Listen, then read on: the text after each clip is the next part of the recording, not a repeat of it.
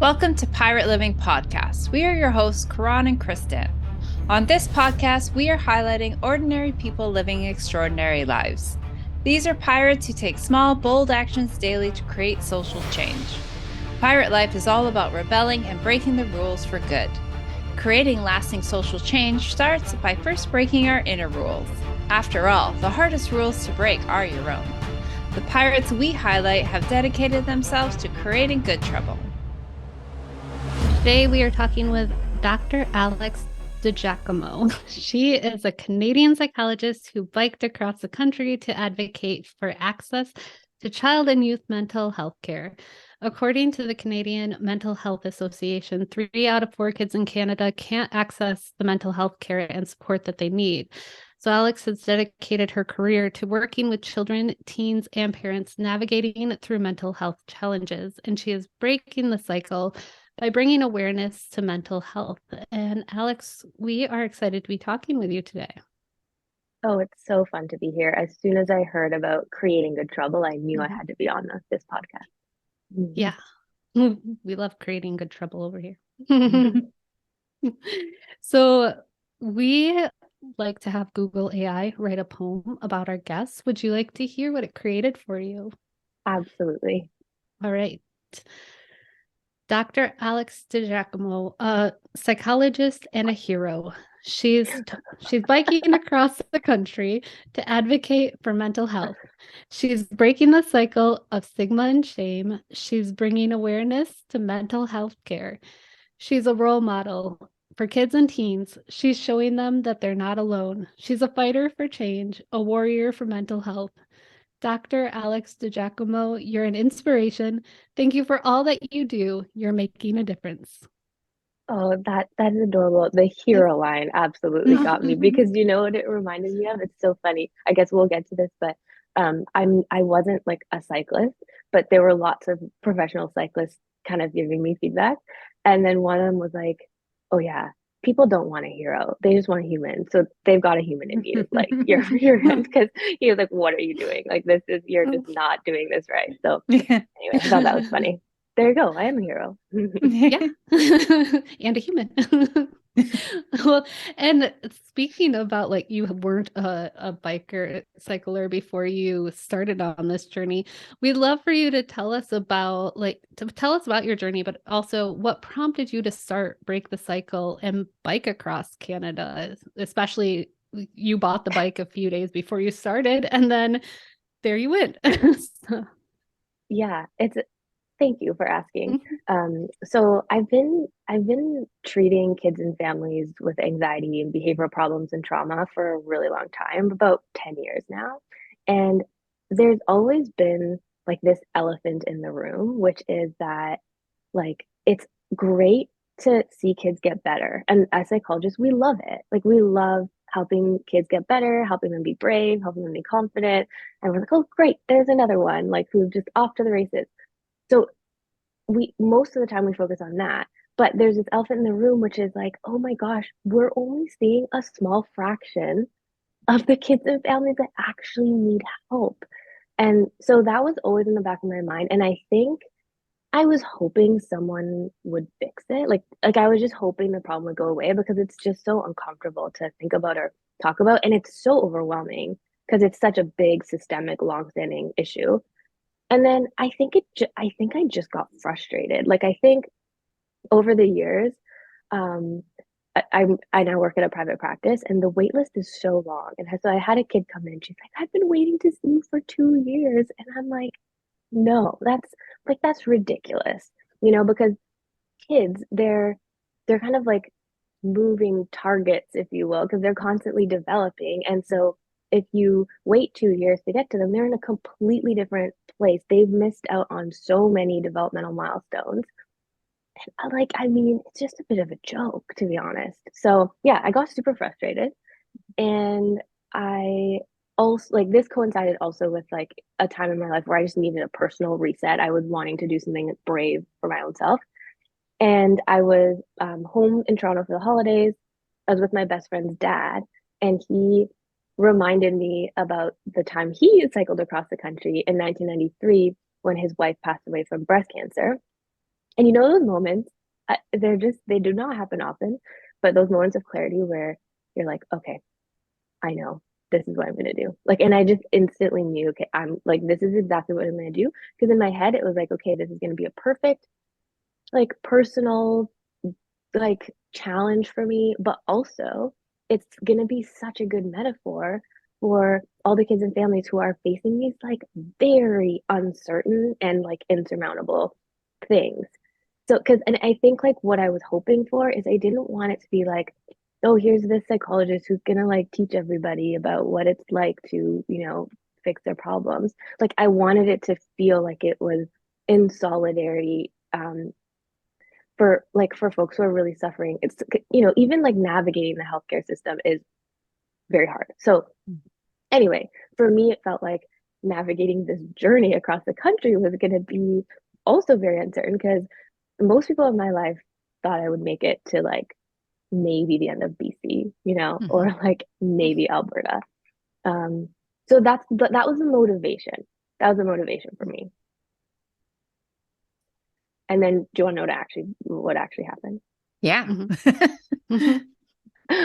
So I made it. I actually made it. So like there's a lot of behind the scenes and like background stuff that you have to do something like this. So I had to actually like had to quit one of my jobs because you can't take like 2 months of vacation.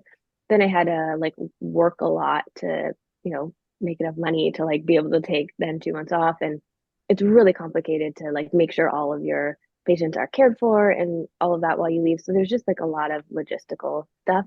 Um, and then, yeah, my friends and family kept reminding me of like the physical part, They're like, we don't know, you don't really exercise. Like and I used to be a cross country runner in like many lives ago, but since I moved to Vancouver 10 years ago, I've been pretty sedentary. So, yep, there was about like 2.5 months to go and I bought a bike. And then I started going to spin classes. Those are wild. I don't know if you've ever been. No. Yeah, they're like the intensity level in those is through the roof. It's like I don't belong there. You got it's like aerobics in the dark on a bike. So yeah, so yeah, and I just started training. And because I thought like, what's the worst? Like, really, what's the worst that can happen? Like the worst that can happen is I don't make it past BC or something. And I didn't really like a lot of people thought, well, like, are you, like you might humiliate yourself, like you might fail. And I just didn't see it that way because I think I have a very strong value of taking bold steps in uncertainty. Like I think that's important. I think it's important to move forward when you do not know how it's gonna go necessarily. Yeah, that just that part. I mean, there's lots to talk about here, but even just that part reminds me, we did a podcast with Sam Conniff, the writer of the book, Be More Pirate, who's inspired all of this. And he's now leading a project called the Uncertainty Project. So we talked a lot with him about uncertainty and like you said, taking those steps, even though, I mean, there's no outcome is ever guaranteed anyways. Right? So it's all uncertain. So like for you to take that leap into definite uncertainty, I think takes a lot of like bravery and courage. Thank you. Yeah. One thing I want to know, you talked about the logistics of like kind of putting your practice on hold for 2 months and raising the money. One thing I'm actually interested in, as soon as you started talking about this, I'm like, what about the logistics of the actual journey? Like, did you have someone helping you driving alongside? Like, what happens if you tire your bike brakes or like you get a flat? Like, how did you navigate the actual physical journey? Yeah. So that was a lot of work, like way more than I thought. And there's kind of a cool story with this because as as I made progress through the country, I met a lot of folks on Instagram who actually helped me with this exact thing. So by the end, I had like a route planner. Just this girl I met on Instagram who really cares about mental health. So she would like spend hours on my routes the night before and then send them to me. And then I also, this other woman was booking my hotels for me. Oh, Like, wow. and so it's so interesting because yeah, by the end, I had this whole team that like just kind of came together, which was really emotional for me because at the beginning I was like, oh, I don't have a team. Like that's a little sad. Except I did have my parents. So my parents live in Ontario and they were terrified about this whole thing. And they're like, okay, we're just gonna come with you. So they were in the car. And so then I'd meet them at a few different times during the day for, more like Gatorade and snacks and stuff. And then I'd see them at the end of the day. And then there were a couple times. So one where the crosswinds were ridiculous. I kept getting blown into the highway from the shoulder, and it was super, super dangerous. And all the cyclists were like, just lean in, just lean into the wind. But I don't weigh that much, and my bike didn't weigh that much. So I just kept getting so that time they had to like come and get me and bring me to like this other side highway.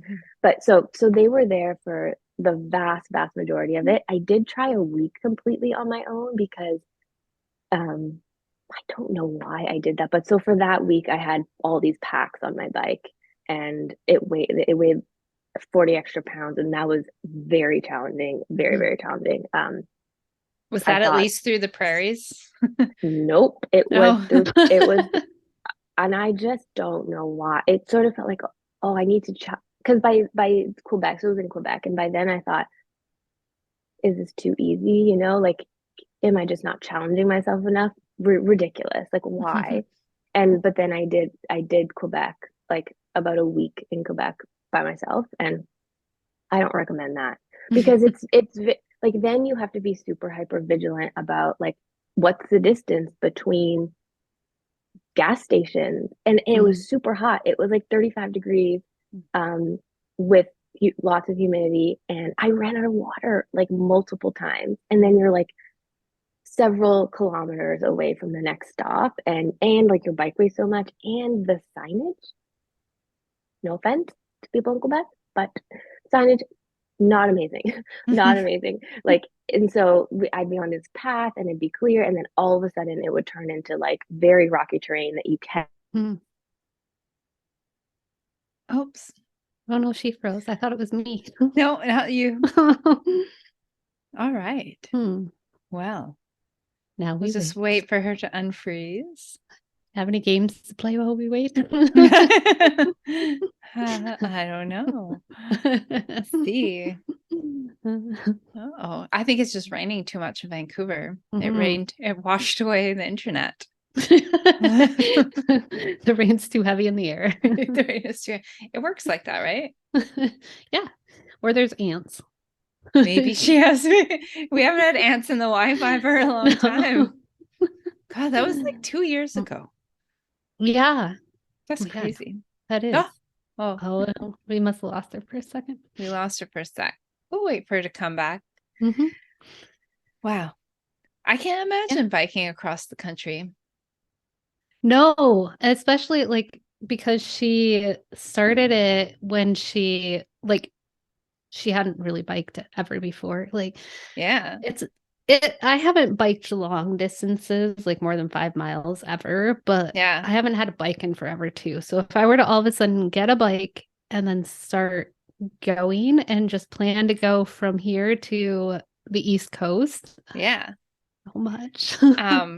Our Canadian listeners will understand this, but my bike is so good. It came from Canadian Tire, so I doubt it's the same. I know what bike. Canadian Tire is. So she just messaged her computer turned off. So she's just logging back on. But yeah, my bike is from Canadian Tire, which means it's not good. It's it's very heavy. Yeah.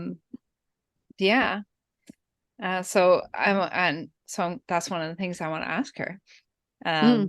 Where she got her bike? Yeah.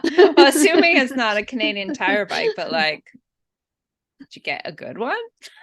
Yeah, true. Because you can spend a lot of money on a bike too. Yeah, you can.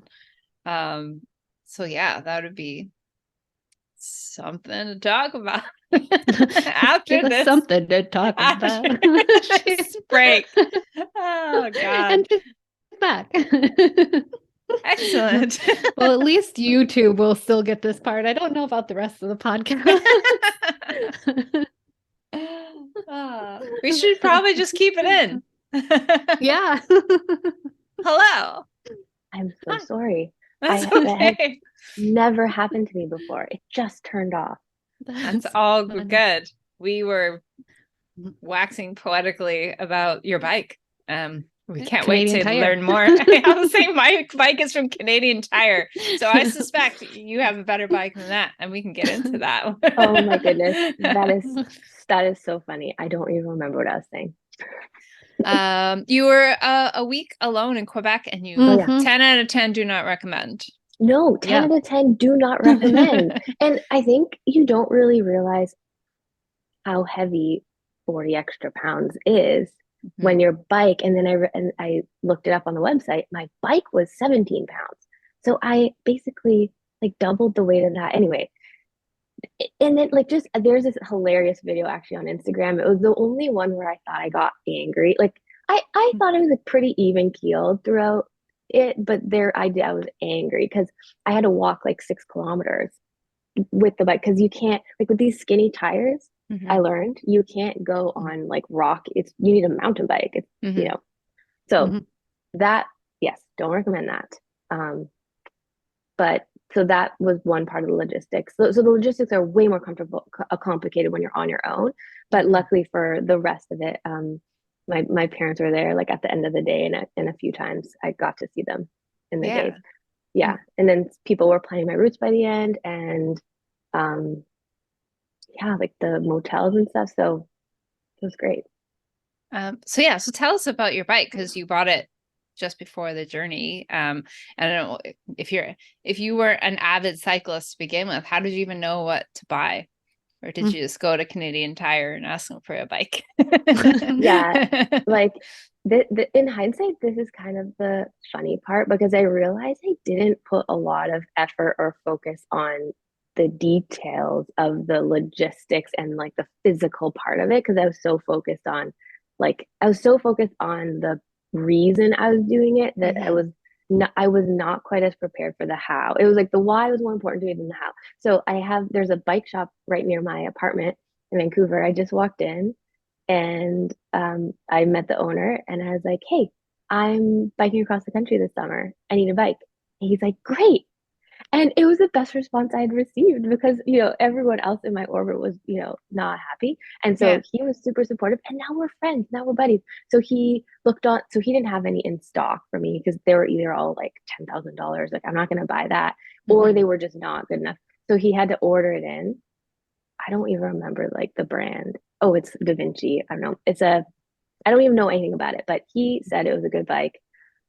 He ordered it in for me. And then he, tweaked it, like he moved the handlebars and stuff. And then a couple weeks before I left, I realized actually the bike is too big and I get really sore. So then I had to get this last minute bike fit. And I didn't know that was a profession. Did you know that? Like there are people whose job, they fit you to a bike. And I think that saved me. This woman, Noah, she is, when you meet someone and you think, oh, wow, this person is really, really good at their job. Like they're excellent at their craft. So that was Noah. So I went to her little shop and she tinkered with like everything, the pedals, and because I had to clip in my shoes, right? Like that's what real cyclists do. Like you don't just put your foot on, like you clip it in. So she changed everything and it felt way better. And my soreness was like pretty minimal. So yeah. Yeah, it's great. I work part-time at a physio clinic, and I know we have a physio that does like proper bike fittings. And I haven't brought my Canadian Tire bike to her, but I can imagine that it would make a huge difference. It's just like the proper ergonomics, right? Especially if you're going to be spending that long on the bike. So like in general, how long did you cycle like each day between kind of stops? So this was the rough part, because I'm not fast, but I didn't want to take 7 months to do this. Um, I was on the bike for probably 8 to 10 hours a day. Yeah. And I was like, so the range was like on a bad day, I would do like 80 kilometers. And then my top was I think I did 211 kilometers. So it was like, that was the range. Um, but it took a long, long time every day because yeah, like I'm just not very, like I'm not an athlete. So that was like, that kind of took a toll because then there's just not really a lot of time because I was trying to post on social media because I'm trying to raise money for this fundraiser. And so there were all these moving parts that I didn't really have a good handle on before I left, but realized like, oh, pretty much every waking minute is taken up by something. Cause then there's like, like reporters and all this media, and you don't want to say no to anything because like I had this initially $10,000 goal, but then we hit it. And then I met this really cool woman in Kenora who convinced me to raise it to 50. And so then I felt like I really had to hustle. And yeah, so there was basically like no time that I wasn't doing something related to break the cycle. Yeah. And then, so what was the thing that you were raising money for? Like, explain that part. Yeah. So what I decided, so in a nutshell, like the big picture is I wanted this money to go towards kids and families who could not access care. I wanted it to go towards their therapy services. And I searched everywhere for one national charity or organization like that does that. And there just isn't one.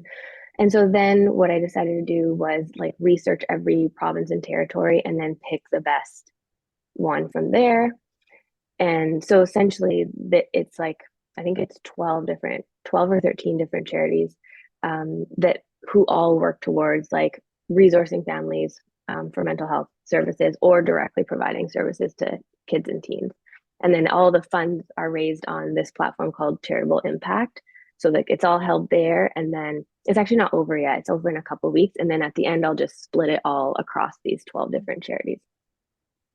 Excellent. So is there a way then for people still to like to donate and get involved? Yeah, there is. Yeah, the fundraiser ends in 2 weeks, and I'm actually going tonight to this ping pong tournament where we're gonna kind of talk about it and hope to get the final 10. So I think so far we've raised about 40, and the goal is 50. So we'll see if we can get there. But I mean, it's a lot more than I initially thought. Like I initially didn't think we'd get to 10. So I am it feels a little disappointing to like, oh no, we might not hit it. But then I do have to remember like, okay, wait, but it's more than we initially thought. Or when I say we, it's like, I mean me, more than I initially thought I'd get. Yeah, that's really cool too, because yeah, when you raise a goal from where you originally were, it is easy to forget like, oh, I actually have gone 4 times higher than what I initially planned to. So that's really cool. And also I hope you make that 50,000 as well. Thank you. Thank you. So what do you think is the biggest like obstacle then? Because I have one of my clients at the gym. She's also a child psychologist. She works with youth, and she said the exact same thing that you had said earlier, that she has like a huge waiting list. So what is the biggest obstacle then? Is it just lack of healthcare practitioners? Yeah, what do you think is the big stumbling block? Mm-hmm. Yes, that is the question. I think the simple answer is costs are too high for private therapists, and they're not covered under MSP or whatever your thing is in Canada. And waits are too long. Like so those are the two actual barriers, is like time and cost. But I guess like if you go deeper than that, really, I think it's like we don't really have a mental health care system. Like there isn't really, it just seems very haphazard in terms of like what services you can get offered in the public system. So I think and I am not an expert in this. Like I am not like a policy maker or like a politician or anything. I don't know the ins and outs of this. I would say like it's just not well organized, and it's probably hard. Like it's hard to support all Canadians, right? It's not like it's easy, right? It's not Mm-hmm. easy, but I think at its core, like we don't really have a functioning mental health system, and most of the services are out of pocket and just out of reach for so many people. And then you could say, okay, well, why don't psychologists just like lower their rates? And a lot of them do have sliding scales, like I do, and but that's not a sustainable solution, like long term, right? Mm-hmm. So I don't have a great answer to that. I but yeah, I hope to understand it better, because definitely after this bike ride, I thought it could go one of two ways. Either I'd give up and be like, nope, I'm done with this, or I'd get more passionate. And that's definitely what's happened. Like, there's got to be a way to fix this, Mm-hmm. you know? Mm-hmm. Yeah, What I did guess sorry. I oh guess I never really thought about it not being covered under like our mm, MSP, under our healthcare. Which now that you say it out loud, I'm like, yeah, why wouldn't it be just covered? I wonder if that would help with everything. If we just had coverage. At least it would take away the financial aspect of it. Yeah. And I get that that's also a huge cost to Mhm. the government. And yeah, I think maybe the other issue is there's probably a lack of like specialized clinicians for certain things. So I treat a lot of selective mutism, which is a really rare anxiety disorder that not a lot of people treat. So the wait list for that's super Mm. long. Or like really specialized anxiety treatment. And yeah, I don't know. The answer to most questions around this is like, I don't know. And like, I'm gonna figure it out, you know? Mm. oh. As somebody that was selectively mute as a child but didn't know that's what it was until I was Oh, older, I could have used somebody like you in my life when I was little. oh yeah. Oh, that Uh-huh. is so cool to see. Look at you now you have a podcast. Yeah. Two I actually had podcasts, Amazing. just two. yeah, well, not Oh yeah, anymore, the but other one. I Yeah. did for a little. I actually had a couple of girls in my class. It was do you know, is selective mutism, does it happen more with girls than it does with boys? Or is it It's initially it was thought to be that, but uh recent research is suggesting they're it's a saying little it's more equal. equal? It's a little more equal than we thought. Yeah.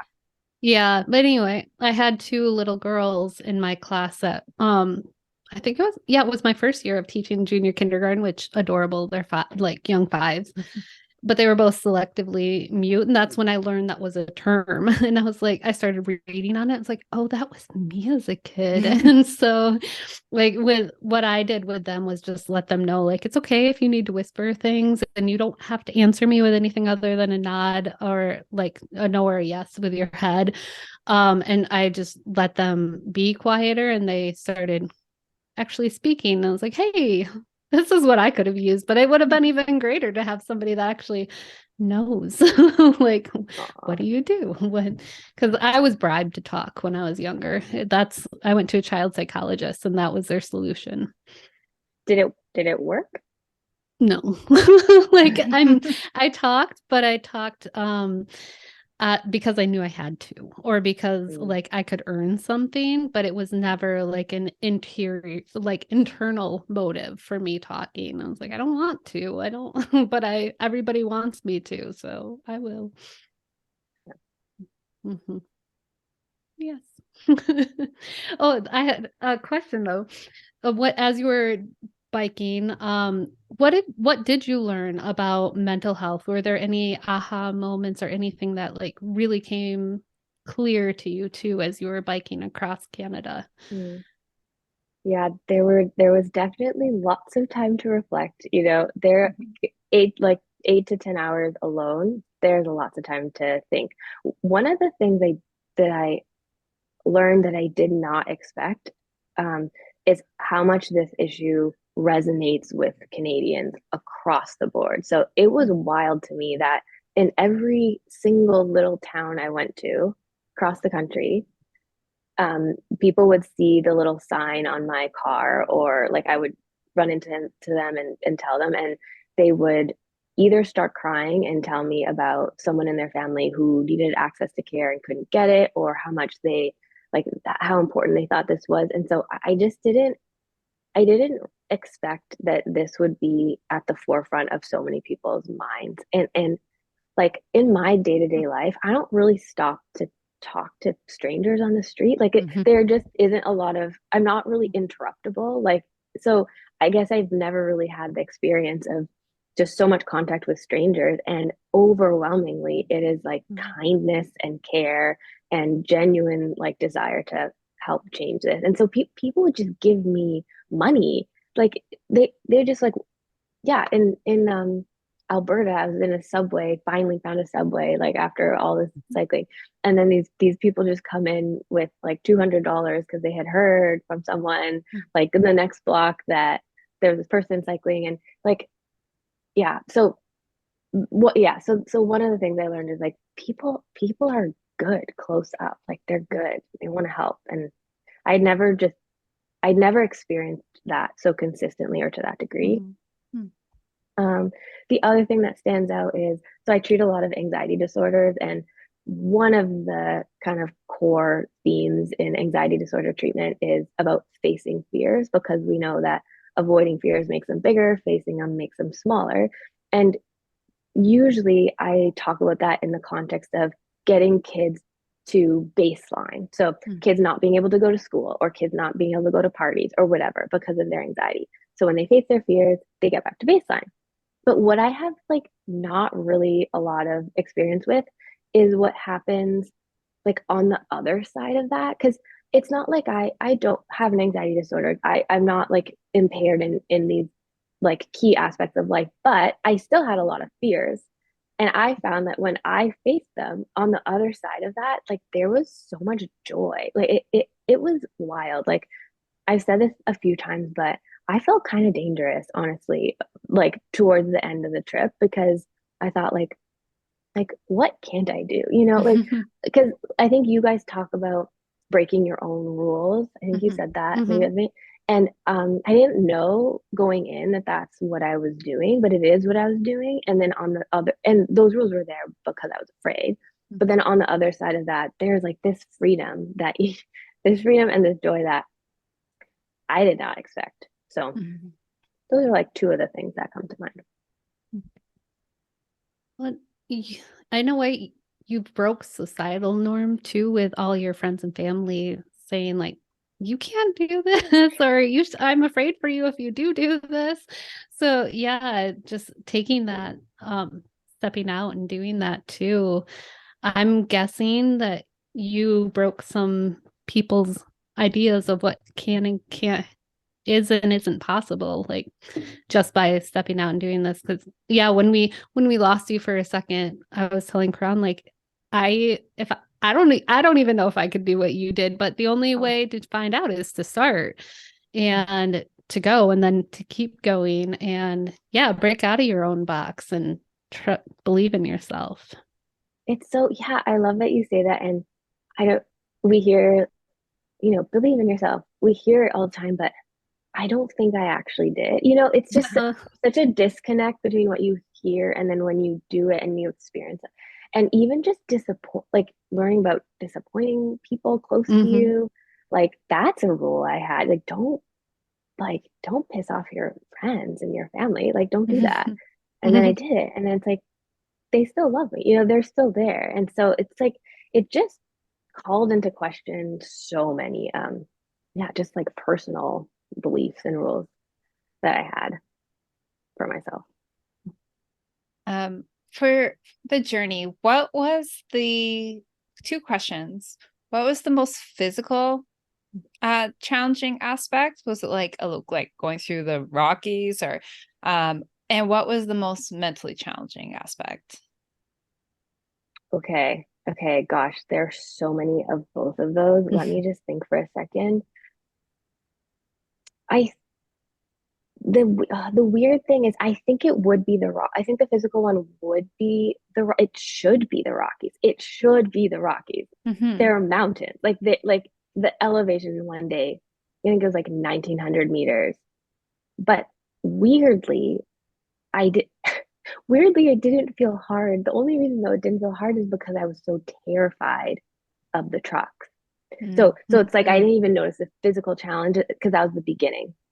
And the reason I didn't know to expect that is because I was too busy like calming everyone else down before I went, that I didn't realize like, oh, I'm also terrified. Like I don't want to do it. So I think like I was just ignoring the Rockies, but I think that would have been the most physical. Gosh, what, like, to be honest, it was easier than I thought physically. Like it really was easier. Although maybe those really long days where it's just monotonous and there's like no stimulation and there's no one else there and you just have to keep going for so long. So I think just probably like the length of time maybe in the prairies was also kind of hard physically. Mentally is way easier to answer. Like many, so many days. All of Quebec was mentally just brutal for me because I was by myself and like I got all these flat tires and I didn't know how to change them. So I had to like get help from people, like strangers, and that was really hard and like navigate on my. So I thought I was gonna maybe not make it when I was in Quebec. Also, Ontario goes on for weeks as well. And but I think this is not a very coherent answer. But I think no, the answer is like when the shoulders are non-existent. And so you're literally on like you're on the highway with cars.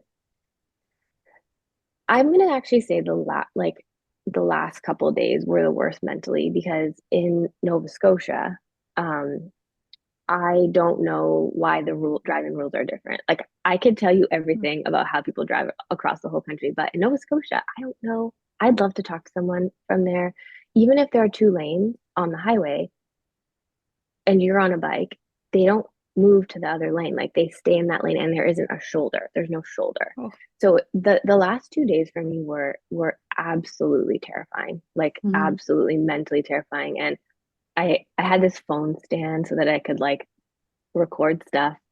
And some of the videos I'm so scared that like I can't even speak because I'm just crying and I'm just telling myself like all you can do is breathe and pedal because they're going so fast. And it was but it was the last 2 days, and so I'm like I cannot stop now. But this is dangerous. This is dangerous. Like these cars are going so fast. There's no space.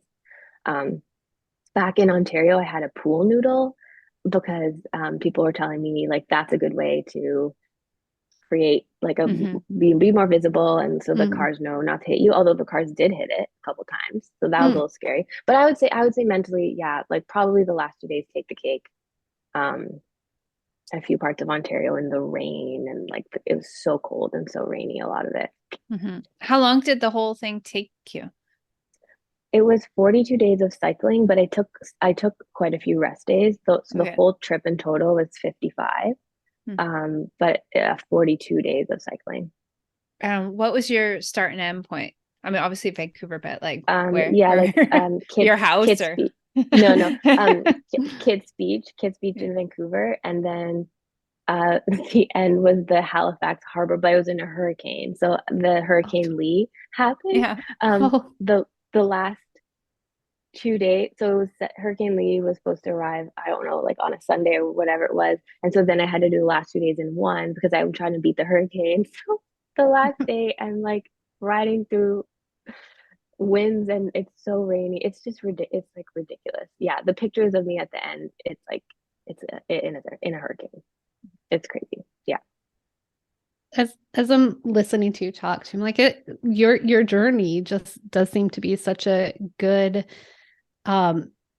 tale or like metaphor for mental health in general too, because like you have the times where it's smooth sailing and then you hit the Rockies and you're like I'm scared of trucks and it's rough going, and then you get some good times or some times that are a little easier, and then you're in a hurricane and like just all these different feelings like throughout a day or throughout your life that people come across. So yeah, it seems like a great metaphor too of like for what you were cycling for as well. Yeah, exactly. And it's so funny because like I anticipated that and then it turned out it was true. So that was another thing. It's like, oh wow, you had a good idea because you thought this would be a good metaphor for mental health and it turns out like it actually was. And it lets you test out a lot of like psychological theories. So for example, um, some of the self-compassion research tells us that you actually can be more successful if you don't shame yourself into things and instead if you have a more, self-compassionate attitude. So I tested it.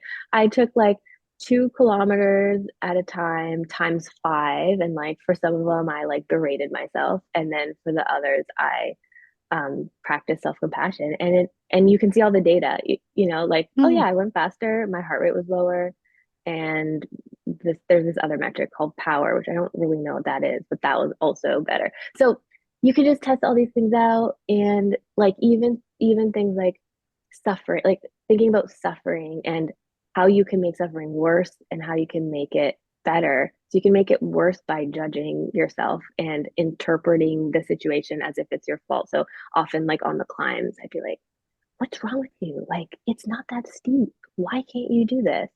And then it's so clearly realizing, like, oh, that is actually making my experience a lot worse. And because suffering tends to like invite self judgment when actually, like, you didn't do any, like, it's really not your fault. It's a mountain. Yeah. That's really interesting because I mean, I'm a trainer at a gym and I work with a lot of clients, and um the amount of clients that like I'm not a very negative person, so I don't use like negative, I don't know, reinforcement. But I have a few clients who are like, shaming works better for me. And I'm like, I'm not sure if that's true. but so they want me from me as a coach to like more shame them into working harder, which just does not come naturally.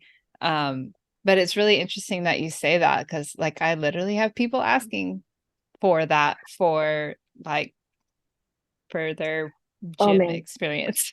Now make them I can listen to this. yeah, I can send you some research on it, but that's really common actually, like in people with perfectionism, and Mm, because people with perfectionism believe that the reason they're successful is because they shame themselves. Mm. And what the research actually shows is they're successful in spite of it, Mm. actually. And if they would use a different mechanism, like they could actually be better. But I get how people might believe. Like I am a pretty self-critical person too. So like I get why people would believe that. And I think if you live that way for a really long time, it's very hard to imagine that you can motivate yourself in a kind way that doesn't hurt you. That's kind of radical. mm. Yeah, the perfectionism, how early that sets in too. Like I'm guessing a lot of people don't realize like it likely started when they were too young to remember. And so they may have heard something from parents and then or somebody else, siblings, whoever, and it became their internal dialogue. Mm-hmm. So then you become this adult and you're like, well, yeah, oh, that's what's gotten me through everything. But Yes. like, because I've been with the perfectionist kids that are like, I can't do this because I can't do anything right. And I'm like, but you no, try. But and they're so young. I'm like, oh, how did you start this already? But yeah. And then they become adults. See, imagine if they had some mental health Yeah. support. Yeah. Yeah. Yeah. So what's next for you then? Where do you go from here? Um, that is a great question. It's been real bizarre to have such a transformative experience. Meet so many people, start using social media. Like this, the number of new things that happened for me were a lot and mostly awesome. Like, so it was such a high overall. And so to come back, has been a bit of a downer. And people warned me about that. Yeah, they were right. So, because I guess, yeah, now what I'm trying to do is like translating the energy into something actionable that could actually help. And so one of the things on my mind is how do we solve this problem? And traditionally, psychologists do one-on-one work with people. Like the treatment is one-on-one work. And I think part of the answer is probably to make services more efficient and um, in order to lower the cost and lower the wait time. So I'm just kind of like experimenting with thinking about different models and what we might be able to do and offer. And like since the bike ride, there's well, I'm doing a lot of podcasts like with you, and there's a few organizations that have reached out to maybe try to collaborate on. So basically, I want to solve this problem, and I'm in the limbo phase of it, which is very uncomfortable. I have no idea what is next. I'm back at the private practice, which I love. So I'm back with the kids and families that I work with, which is great. So that's very grounding. And then the other days, I'm sort of trying to figure out like, yeah, how to help solve this problem and what that might look like. And it's all very new because it's not anything that I'm like used to. I'm used to just doing therapy and or assessments, and it's like very easy. But so this is kind of outside the box. You're just meeting new people and having conversations about like all these possibilities, which is exciting, but it's not like there's a clear kind of path. Yeah. So yeah, with Break the Cycle too, is that something you want to keep going? Or is that like this was the journey with Break the Cycle and it's coming to an end? Yeah. It's funny, I met someone in Kenora who she rode with me for the last 10 kilometers, and she's like, I want to do it next year. And so we maybe do like Break the Cycle annual, bike ride. So I'm like open to that. I'm also thinking of, since I had so much trouble finding a charity that was really national, that really specifically targeted like providing services to kids and teens, I also was toying with the idea of like maybe starting one of those. And yeah, I don't know. Maybe maybe you'll have to invite me back in 6 months and then I can tell you what has happened. But like what I know is I don't want to give up on it. Like what I know is I don't want to go back to my previous way of thinking, which was basically like, you can't solve this problem, just stick to what you know. That isn't true. We have to just try something, right? So like I don't want to go back. That's what I do know for sure, is I don't want to go back to how I was. I just want to like keep going even when it's like very uncertain and seems bizarre. And Break the Cycle does sound like a great name for a charity or a nonprofit. So Yeah. you've got a great name to begin with. Thank you. Yeah, I can imagine like each province has their like, I don't know, 100K Break the Cycle annual thing, fun. right? Ooh. Here, let's build it right now. Yeah. Let's build it. Each city you stop in has like a little, you could have a party at each little stopping point. People from the city come and meet up. Yeah. I love that idea. I love the idea of like different cyclists for different provinces, because that goes to the metaphor. Like the metaphor is like, we can't do this alone, right? Like that's the whole point of it. Yeah. So, okay, well, there you go. You just gave me a great idea. And that's probably easier to find someone who's willing to do a province, as opposed to like a whole country. Totally. I don't recommend. Little, and then little parties, like cycle across, have little stopping points and make it a community event at each stopping point. I like it. Yeah. Goodness. Oh my goodness. We're here for brainstorming sessions. Yeah, I love it. This is very efficient. I like it. So sorry, go ahead. I was gonna say, I'd love to hear for Alex, what is good trouble to you? Because that was one thing that like you saw good trouble and you're like, yes, I love that. So I want to hear for you, what is good trouble? What does it mean and what are you doing? I'm actually curious what was so appealing to me, because as soon as I heard it, I love that. What is good trouble?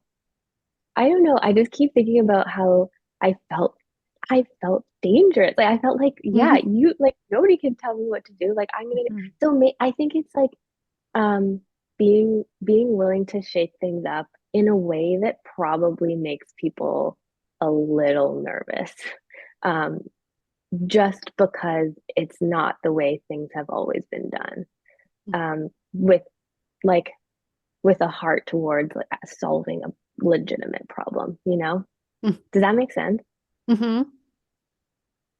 Yeah. And so other than, I guess we kind of know the answer of how you're creating good trouble because yeah. Never mind. I would say, how are you creating good trouble and going against the norms? But you literally just rode across Canada on a bike. But then again, like you could say, oh, but you know, you're just on a bike. So yeah, like in it, because initially people would say, oh, but how's that gonna, it's not gonna fix anything. Like, how is that gonna fix anything? All you're doing is just like cycling cross country. And that, I think that's the mentality that almost stopped me because I'm like, oh, well, that's embarrassing. Like I'm saying I'm doing something, but like really it's not. So um, I guess, okay, so maybe good trouble. I think it's like being okay with these iterative steps. Like they're not being a solution right away, but being okay with the possibility that you're not doing anything positive, maybe. Well, and one of the things that we do talk about on here is like you're not operating from someone else's map, right? So you're kind of creating your own map for this journey. So, you know, sometimes you might be slightly off course and just need to pivot to get you to where you want to be, but you're still on the journey and you're still out there exploring the edges of the map, as we say in Pirate Land. Oh, I like that. Exploring the edges of the map. Yeah, and I guess sort of what you're saying is like normalizing failure a little bit. Like that's what I feel like I was doing a lot on this because there were a lot of like I went the wrong way all so many times or like hit a dead end and there's all these mistakes. So I wonder if good trouble is also about being like not having failure have such a grip on you like because you mistakes and failure I think are inevitable but then once you experience them enough at least for me they kind of like lose their grip on you and don't prevent you from acting. Yeah, we call that failing forward. Well, yeah. Oh, great. Or going back Love to it. like the perfectionist adults, like the wanting to be shamed most likely is coming from a fear of failure. And failure is very much part of the learning process. Like if you're not failing, you are holding yourself back in the learning process. So being willing to get to that place of what would be considered failure, but it's not because it's learning and it's growth. And so I like to look at it that way too. Like you have to fail if you're truly learning and experiencing life. Like, and it becomes okay after a while. And it doesn't look like failure in your mind anymore because it's a stepping stone to the next place. So fail, go out and do it, make mistakes. Amen to that. So where can our listeners go to find out more about you and all this journey? Probably the best place is on Instagram. I'm still posting on there. It's DrAlexDigac,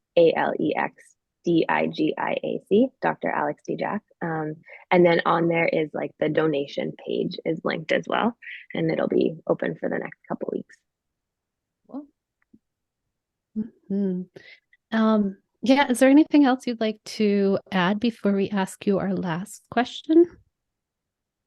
I don't think so. It's been really genuinely great talking with you both, and I'm actually leaving the conversation with some more ideas. So thank you. I'm grateful for that. And yeah, and thanks for letting me talk about it. It always helps you kind of process the experience. So thank you. Yeah, our pleasure. We have ideas. We'll help brainstorm. You don't want any more. But yeah, it's been really fun talking. And before we wrap, we like to ask if there's any advice you have for our own listeners to start their own pirate journey or continuing on their pirate journey. Do you have advice for them? I always get a little nervous when people ask me for advice, but I'll try. I think for me the hardest part was like what other people thought about it. So I would say like you should expect that not everyone is going to be cheering, like not everyone's going to be super excited. Actually, probably most people won't be. But if you have a vision in your head of what you want something to look like, it's okay to trust it. And then once it begins to materialize, then probably people will see it. But I don't think you should expect people to get on board and see it before you actually take some steps. Mm-hmm. That's great advice. Yeah. Not everybody's going to see your vision. Do it anyway. Yeah, maybe never. Yeah, do that. Exactly. Yeah. That's more succinct. Okay. I summed you up. Thank you. That should be our next merch. It should just be do it anyways. Yeah. All right. Well, we say it and then I make a shirt. So I know. Go check out TeePublic. Awesome. Well, we really appreciate you coming on here and chatting with us. And yeah, we'd love to have you on in the future as this progresses forward and we can keep up with what you're doing and learning what else is going on in the future. Oh man, I would love that. And thank you for creating Good Trouble and encouraging other people to do it. Oh, I think Kristen's frozen again. Oh. All right. Well, okay. There she is. I'm like, I can't stop the recording. You can't. I can take that part off. That's funny.